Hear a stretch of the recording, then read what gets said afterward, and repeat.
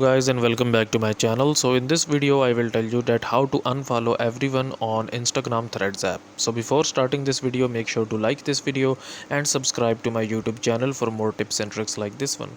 So first of all, you're gonna need to open up your Instagram Threads app on your Android and iOS, and then you're gonna need to go into your profile. So here you can see that we are in our profile here. Okay, so right now basically we have to check that how many people we are basically following. So we will tap on followers here, and it will show you the list of following. So we are basically following these peoples. Okay, so right now here you can see that basically uh, there is not any specific option which you can tap, and you can basically remove all of the following that you have on your threads app. Okay, so you have to unfollow everyone one by one. Okay, so just tap on this following option next to, and now you have unfollowed this account. So you have to do this manually for each account.